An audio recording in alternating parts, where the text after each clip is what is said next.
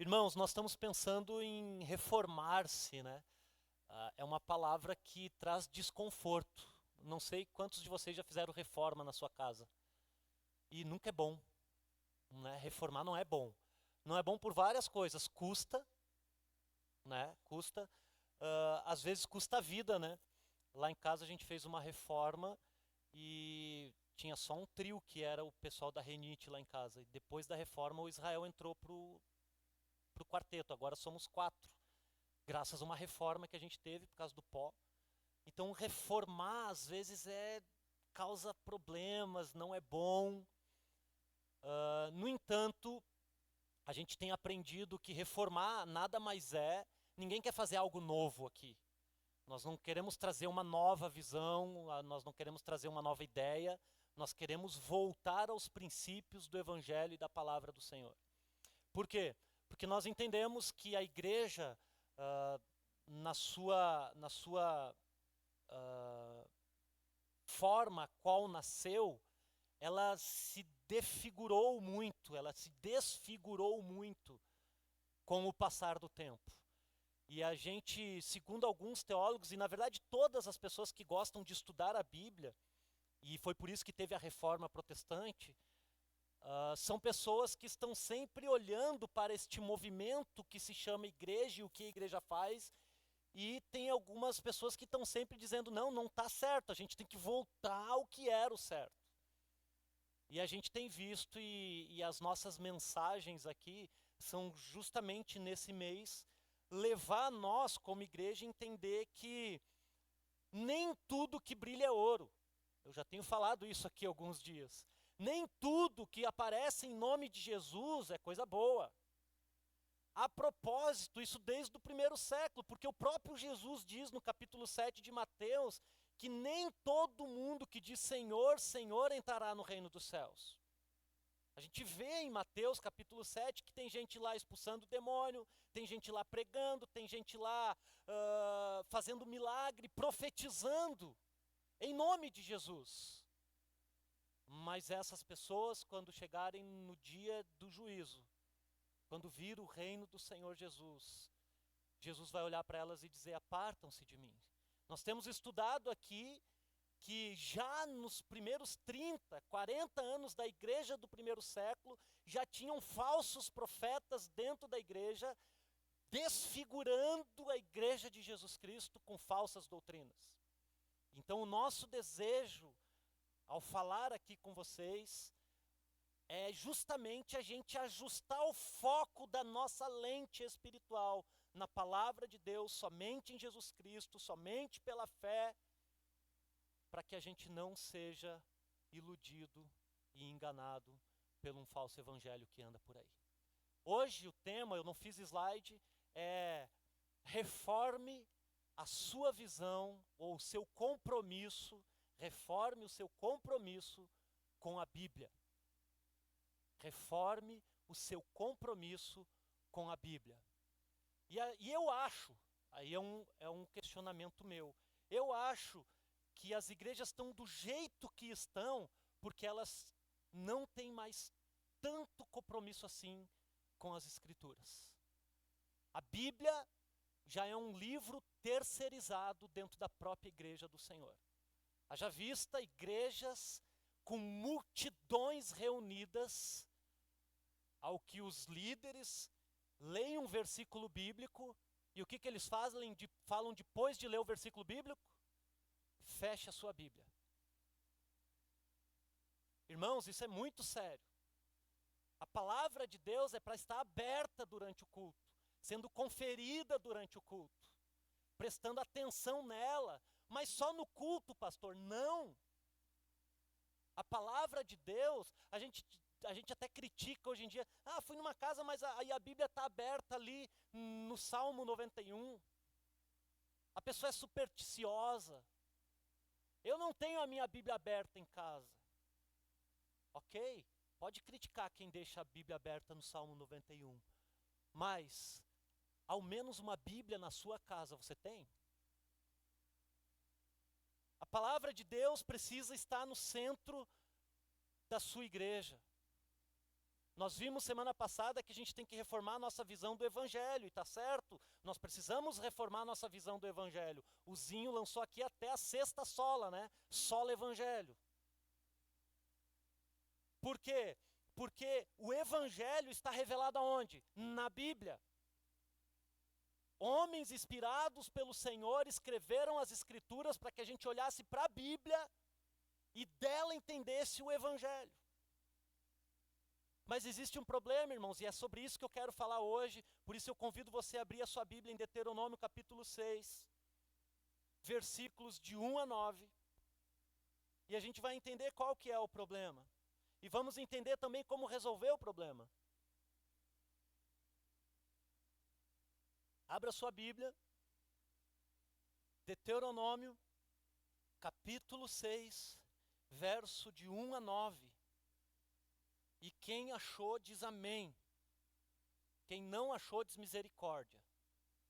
Não tem ninguém do misericórdia. A propósito, quem não achou está aqui na frente, mas é importante você abrir ou acessar a sua aí. Assentados como estamos, mas em reverência às Escrituras Sagradas, coloque a sua atenção agora no que está sendo lido e no que você vai ler na sua Bíblia.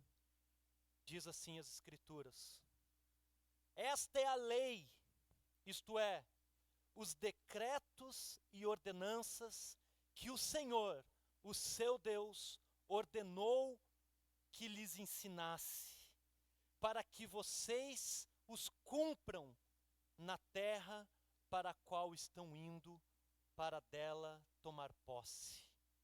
Desse modo, vocês e seus filhos e os seus netos temerão ao Senhor, o seu Deus, e obedecerão a todos os decretos e mandamentos que eu lhes ordeno, todos os dias da sua vida, para que tenham vida longa. Ouça e obedeça, ó Israel.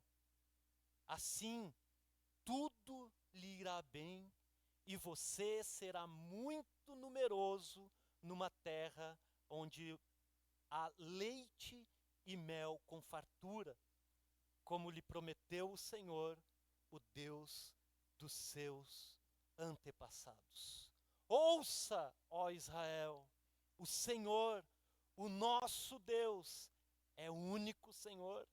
Ame o Senhor, o seu Deus, de todo o seu coração, de toda a sua alma e de toda a sua força. Que essas palavras que hoje lhe ordeno estejam em seu coração. Ensine-as com persistência a seus filhos. Converse sobre ela quando estiver sentado em casa, quando estiver andando pelo caminho, quando se deitar e quando se levantar. Amarre-as como um sinal nos braços e prenda-as na testa.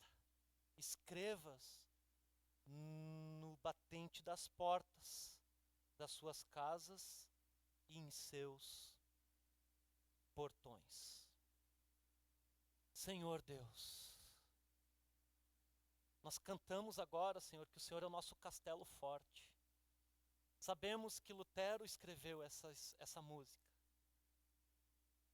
Entendendo, Senhor, o princípio das Escrituras, que quem edifica a sua casa na rocha, nunca será abalado. E é isso, Senhor. O Senhor é a rocha. O Senhor é o firme fundamento.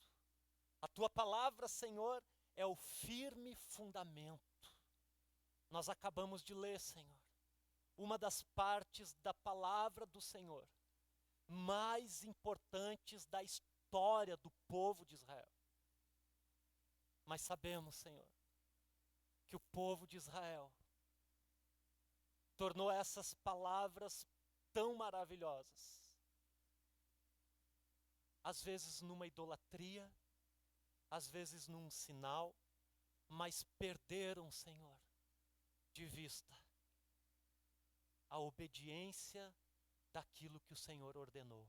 Quantas vezes, Pai, nós lemos na história de Israel as promessas do Senhor vindo, dizendo que se A única coisa que o Senhor queria e desejava deste povo é que eles permanecessem firmes e obedientes aos teus mandamentos.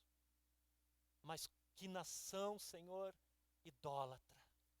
Que nação, Senhor, que desobedecia. Assim somos nós hoje, Senhor. O Senhor deixou a tua palavra para nós hoje. Hoje é tão fácil, Senhor. Hoje todo mundo sabe, Senhor. Hoje a gente vive num país, Deus, tão fácil, Senhor. Mas nós queremos nessa noite, em nome de Jesus Cristo, Pai, reformar o nosso compromisso com a santa palavra do Senhor. Para que, Senhor, as promessas na tua própria palavra deixada pelo Senhor se cumpram nas nossas vidas. Em nome de Jesus Cristo. Amém e amém. Irmãos, Deuteronômio. Que bicho é esse? Você sabe o que significa a palavra Deuteronômio? Não é um doutor, eu já ouvi falar que era um outro doutor da Bíblia, Deuteronômio. Não é. É muito simples, irmãos. A palavra Deuteronômio significa repetição. Mais especificamente, repetição da lei. Então, qual que é a ideia de todo o livro de Deuteronômio? É simples. O povo de Israel já tinha vencido todas as batalhas do deserto, já tinha vencido grandes exércitos, e agora eles estão assentados na planície de Moabe. Já olhando para a fronteira, era só atravessar o Rio Jordão, que lá estava a grande e esperada terra prometida. O povo está pronto para entrar na terra. O povo já tinha sido vitorioso pelo Senhor contra tudo e contra todos, desde a sua libertação do Egito. Começando a experimentar o poder de Deus, lá ainda dentro do cativeiro, entre 400 anos que ficaram presos, escravos dentro do Egito. O povo foi liberto com a mão poderosa de Deus. Deus levanta um dos maiores líderes da história da Bíblia, que se chama Moisés, para libertar o povo do Egito. E esse povo é liberto. E a gente sabe que esse povo passou por poucas e boas, mas ficou de pé. Por quê? Porque tinha um líder que trazia a palavra do Senhor para o povo. Trazia o que Deus queria para o povo. E esse povo agora então está sentado nas planícies de Moabe, avistando a terra prometida, e Deus diz assim: eu preciso fazer algo fundamental com este povo. O quê? Repetir a lei.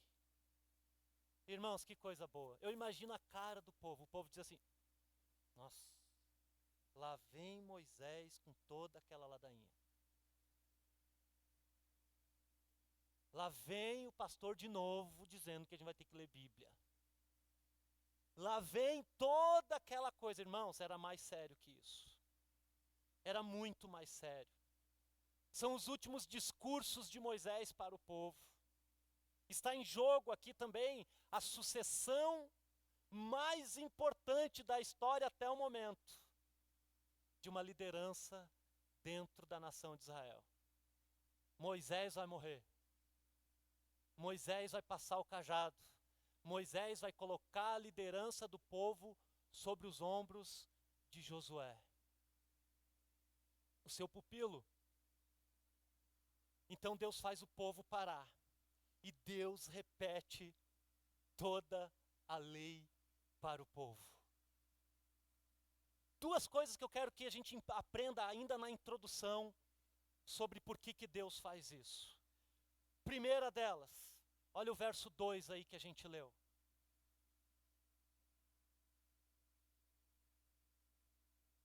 Desse modo, vocês e seus filhos e os seus netos temerão ao Senhor. Então, primeira coisa aqui que acontece o versículo 1 está dizendo, olha, esta é a lei, essa é a repetição de tudo aquilo que eu tenho para falar para vocês, e vocês obedecendo essa palavra, então vocês, seus filhos e seus netos vão temer ao Senhor. Então a primeira coisa que a palavra de Deus faz no povo, e por isso que é tão importante estudar e atentar para a Bíblia, é porque ela gera temor no meu coração. Temor a Deus. Segundo lugar, dentro desse verso ainda, o seu Deus, e obedecerão todos os seus decretos e mandamentos. A gente já aprendeu isso aqui, decretos e mandamentos, não são apenas os 10, que estão aí no capítulo 5, e estão lá também em Levíticos, em Êxodo, que não é apenas 10, são 613 no total. Então, o que Deus estava dizendo? Vocês obedecendo tudo isso aí, o que vai acontecer se vocês obedecerem isso? Final do verso 2. Obedecerão todos os decretos e mandamentos que eu ordeno todos os dias da sua vida, para que tenha vida longa. Então, por que Deus está repetindo toda a palavra para o povo? Porque o povo vai entrar numa nova terra. E o que Deus tem para esse povo? Deus quer que esse povo tenha qualidade de vida na nova terra. Na terra de Canaã. Porque, irmãos, tem muita gente que pensa assim, nossa, eu vou mudar de cidade e a minha vida vai mudar. Irmãos, tu pode levar o problema junto com você para outra cidade. Você pode sair de um lugar e ir para o outro, o problema vai junto. E Deus, sabendo disso, Ele faz o povo parar, faz o povo assentar, faz o povo ouvir tudo de novo o que Deus tinha para eles. Por quê, irmãos? Porque a palavra de Deus, repetida e repetida e repetida, faz a gente temer a Deus, mas prolonga os nossos dias na terra. Olha o verso 2, o final do verso 2. Se você obedecer essas palavras todos os dias da sua vida, para que tenham vida longa. Irmãos, por que a gente precisa reformar a nossa visão pela Bíblia? Para que você viva mais e com qualidade. Tem um monte de gente que acha que para ter uma vida longa, precisa fazer exercício, precisa se alimentar bem, precisa estar com a saúde em dia. Sim, isso tudo é muito importante. Você tem que se exercitar, você tem que comer bem. Mas um princípio fundamental para a sua existência em cima da terra é que você olhe e não apenas saiba, mas atente com temor para aquilo que Deus falou. E aonde que está o que Deus falou? Na Bíblia. Essa é a primeira coisa que eu aprendo. Em segundo lugar, a outra coisa que eu aprendo, que é o quê? Que quando Deus está falando isso, olha o verso 3. O verso 3 diz assim, ouça, ó Israel, assim tudo lhe irá bem e você será muito numeroso na terra que há leite e mel com fartura, como lhe prometeu. Quem que prometeu? O Senhor. A outra coisa que eu aprendo, irmãos, de imediato com esse texto é que, além da Bíblia e ter uma vida bíblica, olhando para as Escrituras, prolongo os meus dias com qualidade de vida,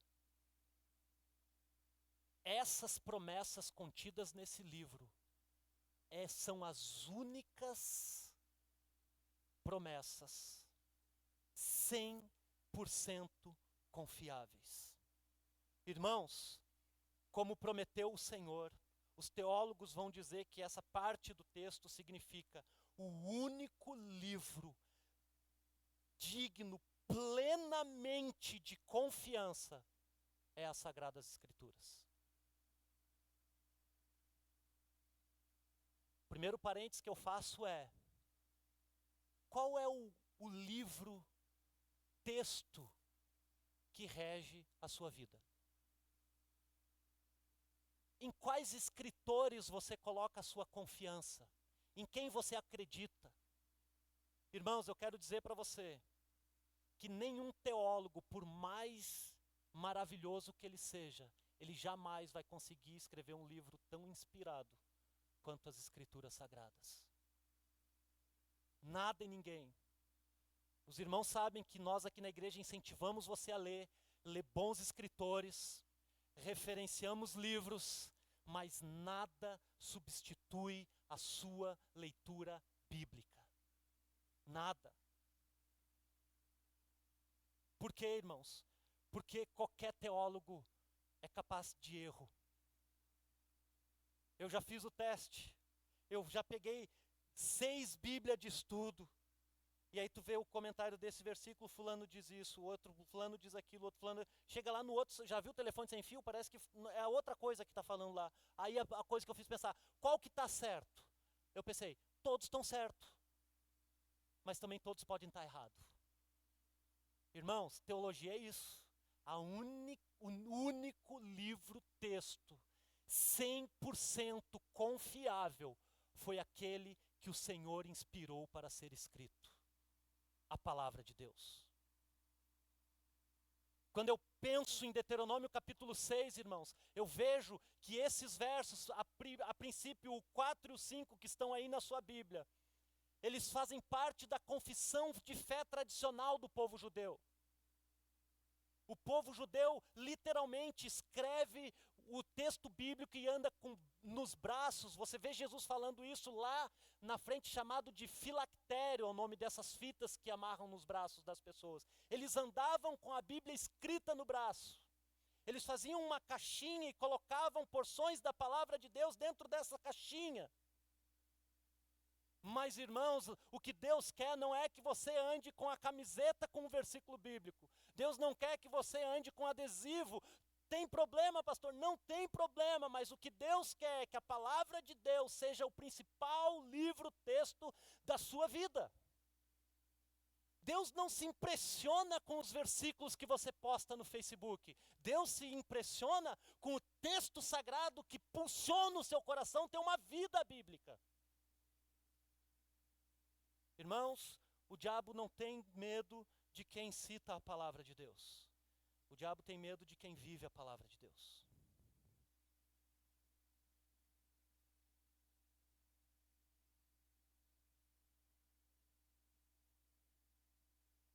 Tá bom até aqui para introduzir? Tá. Eu quero agora que você olhe para o verso 4.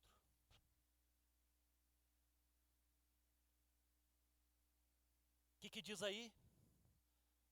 Ouça, ó Israel. Shema em hebraico. Sabe o que significa isso? Não é escute. O povo de Israel, ele acha que é por repetição da palavra que a pessoa entende. Então eles trabalham muito com a repetição. Mas o que Deus queria não é que a palavra apenas fosse repetida. A palavra tem que ser repetida. Mas ouça, essa palavra Shema em hebraico significa basicamente 3 coisas.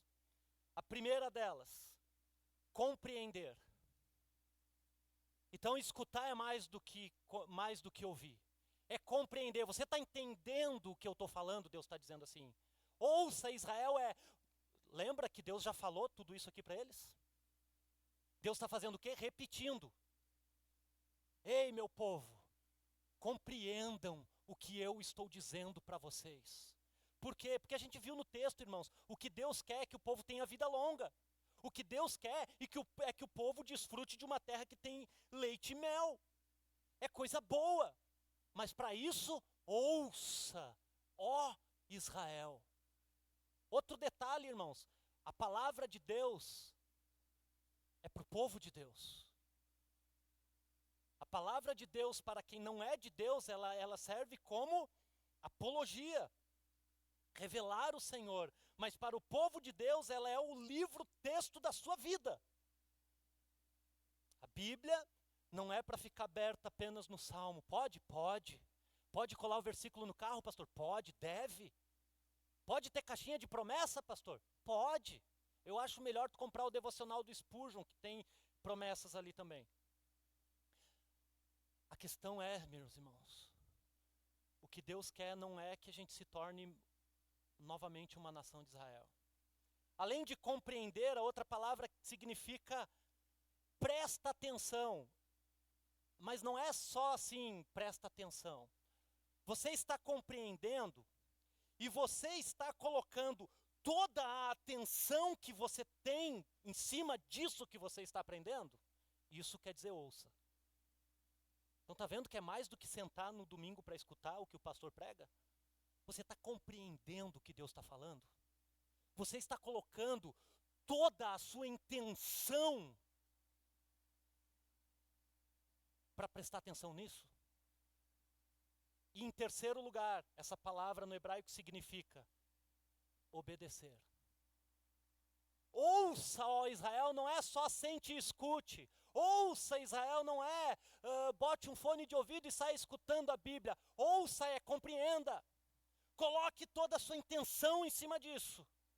E obedeça o que eu quero que você faça. Irmãos, ninguém dá uma instrução para outra pessoa por nada. A palavra de Deus foi escrita para nós ouvir com atenção, compreender, obedecer. Isso que significa ouça, ó Israel. Verso 4, o Senhor, o seu Deus, é o único. Por que Deus tem que repetir isso aqui para o povo, irmãos? Porque existe um monte de outros deuses que vão se levantando na vida. Pastor, mas como que eu posso me livrar desses deuses? Cara, na Bíblia. Quanto tempo por dia você gasta lendo as Escrituras? Reformar a minha visão da Bíblia não é comprar uma Bíblia nova, é pegar a Bíblia velha que você tem e ler ela como palavra inspirada de Deus, que o Espírito Santo que já está na sua vida vai te revelar o texto sagrado. E essa palavra, irmãos, te empodera. Essa é uma palavra de empoderamento. A palavra de Deus traz poder para quem dela se alimenta. Mas Deus não é bobo, irmãos. Deus não é homem. Deus não é o nosso Pai. A gente tenta até enrolar os outros, né? Hoje lá em casa a gente estava numa situação. Daí o Israel falou, não pai, eu vou ali não fazer, não sei o que era, acho que era tomar banho. Eu vou ali tomar banho. Daqui a pouco ele voltou e sentou. Eu disse, mas tu não ia tomar banho? Eu disse, não. Eu disse, tu acabou de falar que tu ia tomar banho. Agora tu voltou e disse que não vai tomar banho. Tu acha que eu sou burro? Ou tu tá achando que eu sou o quê? Ou então tu tá querendo me enganar. Porque eu ouvi, tenho prova aqui, que tu falou. Irmãos, ninguém fala alguma coisa só por falar, a não ser que seja criança. Falar só por falar. Agora tu imagina, tu acha que Deus vai falar alguma coisa só por falar, irmãos? Então ele está dizendo, ouça, ó Israel. Ouça, ó Israel. Ouça, ó Israel. Joga para mim aqui, Otávio, por favor, Deuteronômio capítulo 30, verso de 15 a 20. Abre aí a sua Bíblia e marque aí Deuteronômio 6 que nós vamos voltar para aí. Mas olha por que Israel tinha que ouvir a palavra de Deus, compreender, prestar atenção e obedecer. Capítulo 30, verso 20, verso 15 ao 20, por favor. Lembra que Deus está repetindo a lei em Deuteronômio? Capítulo 30 está indo para o final, mas Deus continua repetindo a lei. Vejam que hoje ponho diante de você vida e prosperidade, ou morte e destruição. Pois hoje lhes ordeno que ame o Senhor, o seu Deus, ande em seus caminhos, guardem os seus mandamentos e decretos e ordenanças. E então vocês terão vida e aumentarão em número, e o Senhor, o seu Deus, os abençoará na terra em que vocês estão entrando para dela tomar posse. Se, todavia, o seu coração se desviar, e se vocês não forem obedientes, e se deixarem levarem, prostrando-se diante de outros deuses para adorá-lo, ou eu hoje lhes declaro que, sem dúvida, vocês serão destruídos. Vocês não viverão muito tempo na terra em que vocês vão entrar e da qual vão tomar posse depois de atravessar o Jordão. Hoje invoco os céus e a terra como testemunha contra vocês, de que coloquei diante de vocês a vida e a morte, a bênção e a maldição. Agora, escolham a vida para que vocês e seus filhos vivam, e para que vocês amem ao Senhor, o seu Deus. Ouçam a sua voz e lhes apeguem firmemente a Ele, pois o Senhor é a sua vida, e Ele lhes dará muitos anos na terra que jurou para dar aos seus antepassados, Abraão, Isaque e Jacó.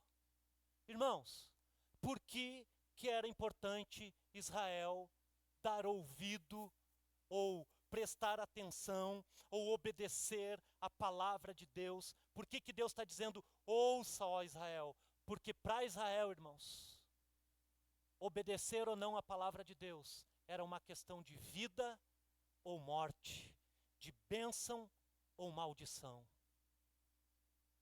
Irmãos, este princípio das Escrituras não mudaram até hoje. Porque isso aqui não é uma lei escrita para o povo apenas. Isso aqui é um princípio de autoridade bíblica. É um princípio de autoridade que está nessa escritura que está aí nas suas mãos. Neste livro contém princípios que vai levar a sua vida para a vida ou vai levar a sua vida para a morte. Nós sabemos que todos esses textos que diz aí, decretos, ordenanças, promessas, que são a lei, que são a palavra de Deus, hoje, nas nossas vidas, o verbo se fez carne. A palavra de Deus revela Cristo. Então, se dedicar às Escrituras, ouvir as Escrituras, ainda continua sendo uma questão de vida ou morte. A pergunta que eu quero é, você quer vida ou você quer morte? Você está escutando, ó Israel, a palavra do Senhor? Você está compreendendo as Escrituras? Você está prestando atenção na Bíblia, na palavra?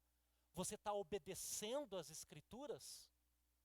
Ou você tem criado coceira nos ouvidos e deixado se levar por outro livro-texto que não as sagradas letras que temos nas nossas mãos, que custou o sangue de tanta gente para ter a palavra de Deus nas nossas mãos?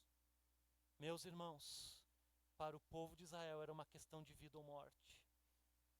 É diante dessa exortação que o próprio Jesus Cristo, em Lucas capítulo 8, verso 8, diz: quem tem ouvido para ouvir, ouça.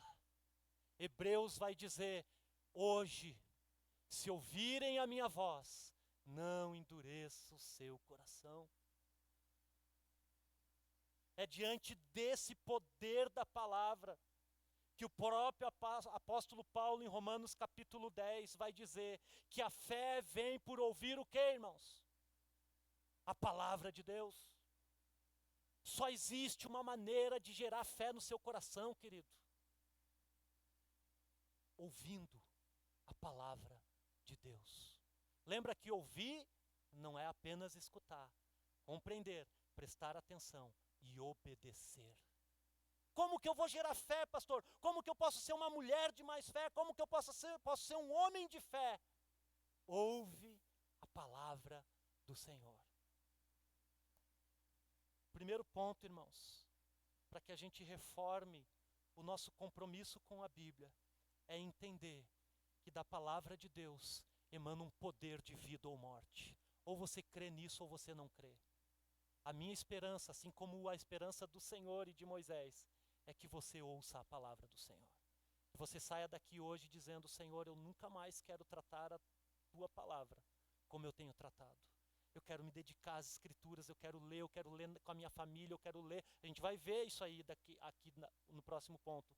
Mas que você tenha um compromisso com as escrituras. Esse ponto eu precisava gastar mais tempo, irmãos, para que você entenda, que você aprenda a Bíblia. Eu tenho ficado muito feliz por ver quantas pessoas têm vindo no NET. O NET é o nosso núcleo de educação teológica. Nós estudamos aqui todos os domingos às 9h30 da manhã. Irmãos, hoje estava mais ou menos esse tanto de gente aqui estava aqui no NET. Tinha as classes das crianças cheias, dos adolescentes também, dos jovens.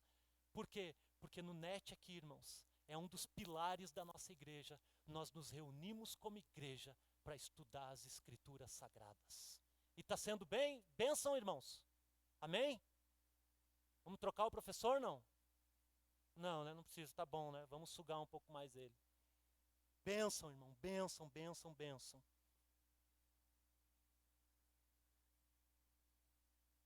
Comentário bíblico expositivo diz: o cristão hoje em dia deve buscar a sua vida, a sua vitória na palavra de Deus. Não podemos obedecer a Deus se não conhecemos os seus mandamentos.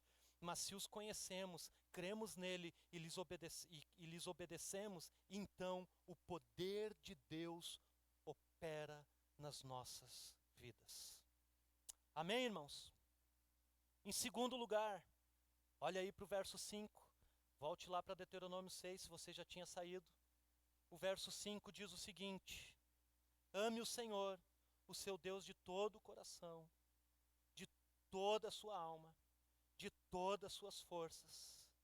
Que todas essas palavras que hoje lhe ordeno esteja no seu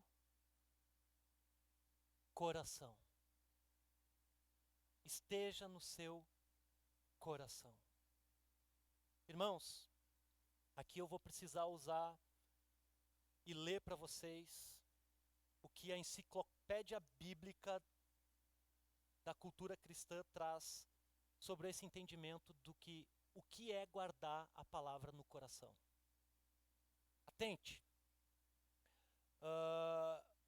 Homem interior, primeiro. Coração significa homem interior, aquilo que é central, a função da mente, o que o homem lembra, pensa, o lugar e o centro de toda a vida física e espiritual do ser humano, alma ou mente, como fonte e lugar dos pensamentos, paixões, desejos, afeições, apetites, propósitos e esforços. Isso tudo ele diz para se referir a uma palavra chamada coração. O que um hebreu entendia quando Deus dizia: guarde a palavra no teu coração? Basicamente ele entendia que as escrituras precisavam nortear suas paixões. Grave aí. As escrituras deveriam nortear os seus desejos. As escrituras deveriam nortear as suas afeições. As escrituras deviam nortear os seus apetites. As escrituras deveriam nortear os seus propósitos de vida. E as escrituras precisavam nortear todos os seus esforços.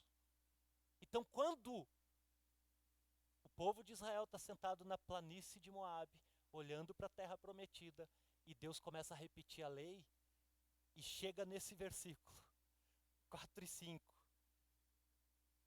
Guarde isso tudo no seu coração. O povo estava entendendo que a palavra de Deus precisava ser o centro de todas as suas decisões emocionais. A pergunta que eu faço, irmãos: o povo guardou a palavra no coração? Irmãos, que triste. Pouco tempo eles entraram na terra prometida. E você conhece um pouco da história, se não, leia a Bíblia, que você vai conhecer. um dos tempos mais terríveis que teve na história de Israel. Foi depois que o povo entrou na terra prometida. Começou tudo bem, começou mil maravilha, mas logo o povo começou a tirar a palavra do centro das suas decisões, dos seus esforços, das suas afeições, das suas paixões, dos seus propósitos. Agora, mas não é só mais a palavra de Deus que me norteia, pastor. Agora tem outras coisas que me norteiam, porque a sociedade é outra, os dias são outros, pastor. A gente tem que ter outras coisas. Hoje eu sou influenciado pelo influenciador. Hoje eu sou influenciado pelo que as pessoas falam de mim. Hoje eu sou influenciado pelo meu trabalho. Hoje eu tenho que, pastor, manter uma postura, porque eu sou um executivo da empresa, ou eu sou um funcionário da empresa. Então não é só a Bíblia que me norteia, agora tem outros princípios da vida que me norteiam. Sim, irmãos, eu sei que é difícil, mas foi exatamente isso que aconteceu com o povo de Israel. Eles começaram a se contaminar com o mundo que eles viviam e começaram a deixar a palavra de Deus de lado. E o resultado foi, irmãos, um dos períodos mais sombrios da história de Israel. O período dos juízes. Porque o povo deixou a palavra de Deus de lado.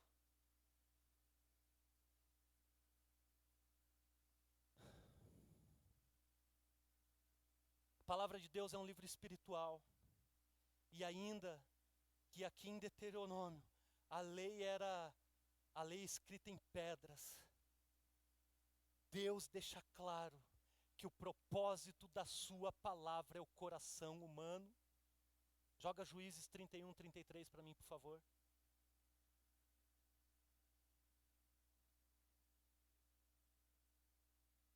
Juízes 31, 33.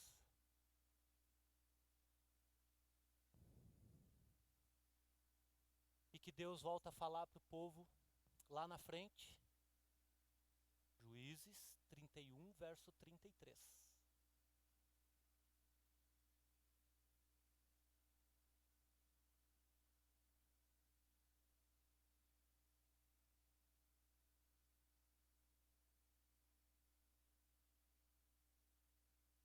Opa, desculpa, irmãos, eu errei. É Jeremias, desculpa, Otávio. Eu que errei. Eu li errado. E a culpa disso, irmãos, é da ótica lá que eu mandei fazer meu óculos que não ficou pronto ainda. É JR aqui, eu li Juízes, é Jeremias 31, 33. Desculpa, eu que estava errado. Essa é a aliança que farei. Olha aí, irmãos, Deus falando de novo. Com a comunidade de Israel. Depois daqueles dias, declara o Senhor, porei a minha lei no íntimo deles e as escreverei em seus corações. Serei o Deus deles e eles serão o meu povo.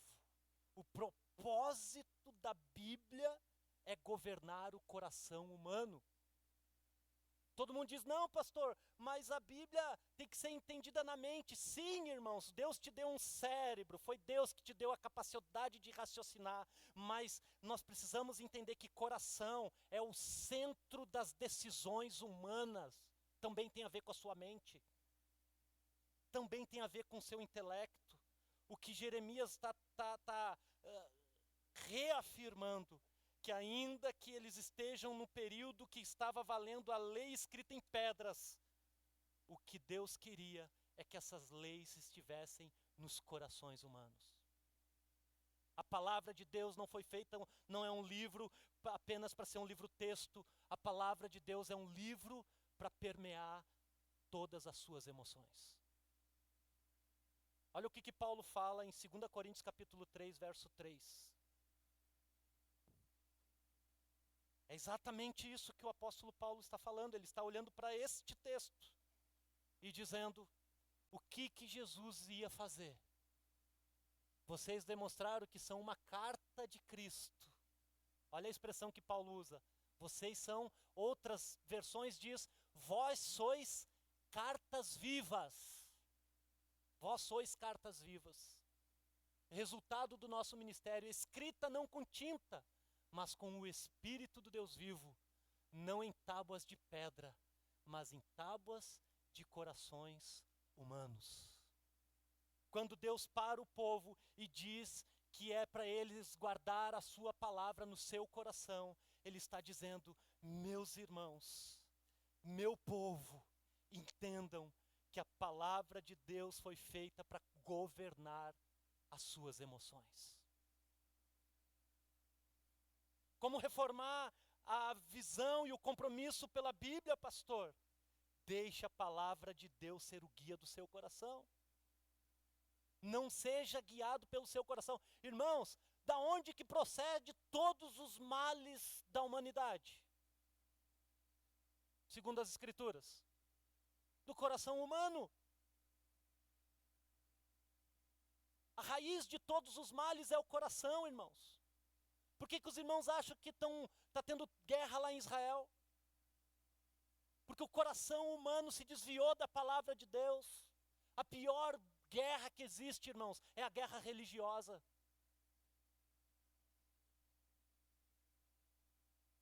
Reformar o compromisso com a Bíblia é deixar as palavras santas do Senhor, da Bíblia Sagrada, guiar e permear o meu coração, guiar os meus pensamentos. Irmãos, deixa eu fazer uma pergunta aqui.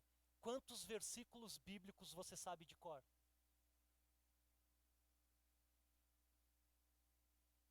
Não responda. Pergunte-se para si mesmo.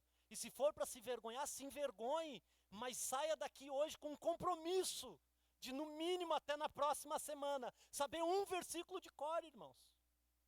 A palavra de Deus tem que estar na sua mente, no seu coração. Esse é o desejo do Senhor. Deus não quer que você encha a sua casa de versículo. Pode fazer? Deve fazer. Mas o que Deus quer é que você entenda aquele versículo, que ele faz parte da sua vida, do seu coração, das suas atitudes. Você é um homem e uma mulher guiada e guiado pela palavra de Deus. Amém, irmãos? Eu sei que é difícil dizer amém para isso. Deixa a Bíblia guiar suas paixões. E aqui não tem como falar de paixão sem falar de relacionamento. Eu quero uma mulher, eu quero um homem, eu quero casar, irmãos. Se a Bíblia guiar o seu coração, você não vai se arrepender. Creia nisso. Agora, se você for guiado pelas suas paixões e pelos seus desejos, vai dar ruim. Em nome de Jesus. Vai dar ruim. Irmãos, não tem como dar coisa boa. Pastor, mas eu sou uma pessoa muito boa. Irmãos, de gente boa o inferno está cheio. Está cheio, cheio, cheio, cheio de gente boazinha. Agora, difícil, irmãos, é ter as nossas decisões pautadas nas Escrituras. Já contei o meu testemunho que a minha esposa pediu para ficar. Eu disse: ficar, não fico. Coisa do mundo. Sai, Satanás. Começou assim o nosso namoro. Ela não está aqui para se defender? Segue o barco. Irmãos, isso que significa sola escritura. Ter a Bíblia Sagrada como centro de todas as ações humanas. E nada mais. Esse foi o grito da Reforma Protestante. Sola escritura. E para finalizar, irmãos, versos 7 a 9. Ensine-as com persistência aos seus filhos. Converse sobre elas quando estiver sentado em casa, quando estiver andando pelo caminho, quando se deitar e quando se levantar. Amarre-as como um sinal nos braços e a prenda na testa. Escreva-as nas batentes das portas, das suas casas e dos seus portões. Meus irmãos, os judeus fizeram isso. Eles ensinam as crianças, eles amarram no braço, eles colocam um sinal na testa. Os judeus, eles escrevem no umbral das portas versículos bíblicos, geralmente Deuteronômio 6, 4 e 5, normalmente este. Eles também recitam versos bíblicos. Tu já viu um judeu orando? Qual que é a oração dele? Ele fica recitando partes de Deuteronômio capítulo 6. Ele fica recitando e repete, e repete, e repete. A pergunta é: o que Deus gostaria de escrever. Eu peço licença para ler mais um comentário, que é o comentário bíblico expositivo. Ele diz o seguinte: esta é a razão pela qual Deus escreve a palavra em nossos corações, para que as outras pessoas possam lê-la através da nossa vida. Por que Deus escreve a palavra e quer que a palavra esteja no nosso coração? Para que outras pessoas conheçam Deus em nós. Olha aí. Então o que Deus tá querendo dizer para o povo? Apenas recitem a palavra? Não. Deus está dizendo o que o próprio Senhor Jesus disse para os fariseus. Jesus, ao olhar que os fariseus estavam cumprindo Deuteronômio 6, ele teve algo a dizer para eles. E olha aí o que diz lá em Mateus capítulo 23, verso 5. Olha aí na sua palavra, na sua Bíblia. Já estou encerrando, irmãos. Mas é preciso. Mateus 23, verso 5. Tudo o que fazem é para serem vistos. Por isso que eles decoravam versículos, por isso que eles botavam filactérios, por isso que eles tinham uma marca na testa, por isso que eles escreviam nas casas, para eles serem vistos. Quem que está falando? O Verbo encarnado. Ou seja, o Verbo encarnado olha para o que eles estão fazendo com a palavra de Deus e diz: eu já entendi o que vocês estão querendo. Vocês estão querendo ser vistos pelos homens. Eles fazem os seus filactérios, ou seja, o que Deus mandou fazer aqui, bem largos, e as franjas das suas vestes bem longas. Eu quero ficar só com esse texto para a gente avançar. Irmãos, o que Deus está querendo aqui não é que você se torne um especialista em Bíblia para ser conhecido e visto pelos homens.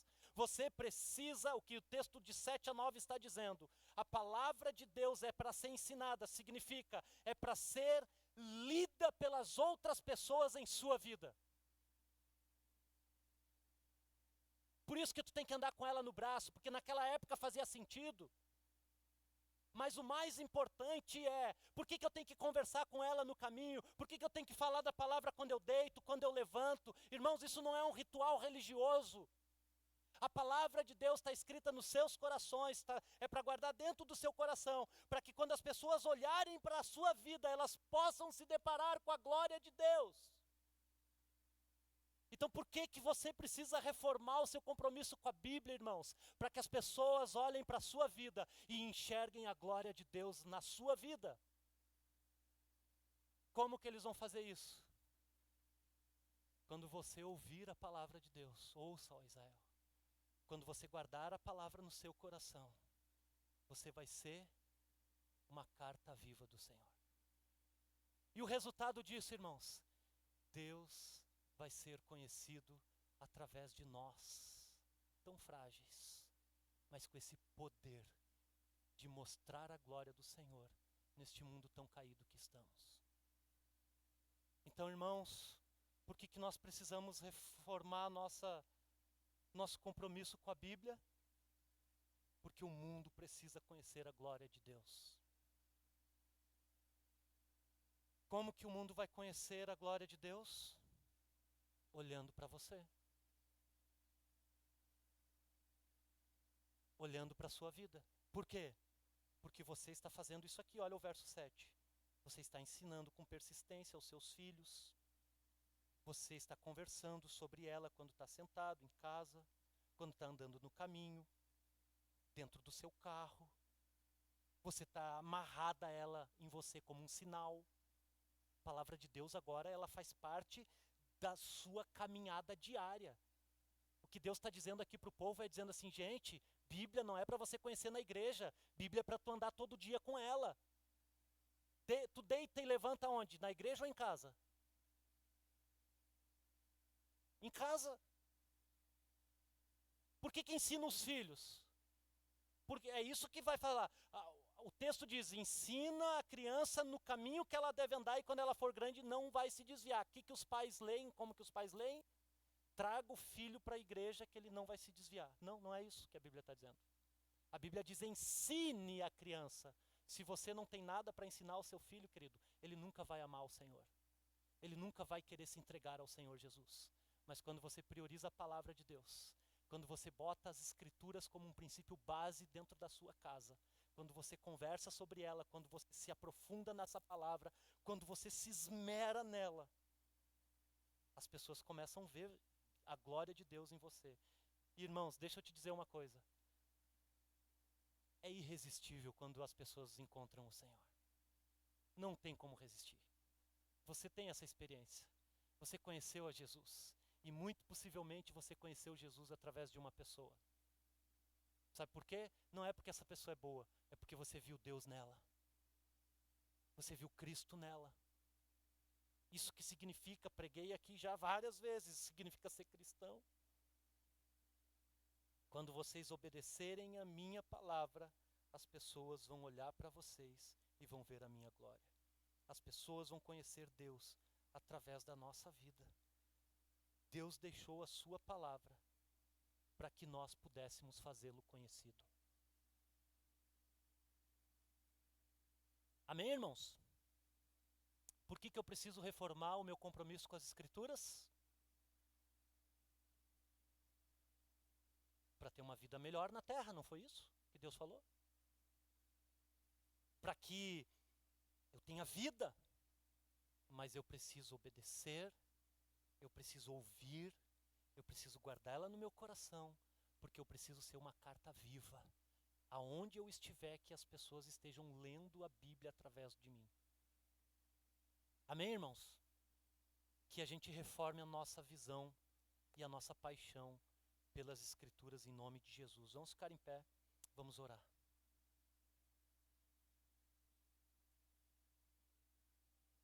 Pai Santo, em nome de Jesus, obrigado, Deus, pela Tua palavra.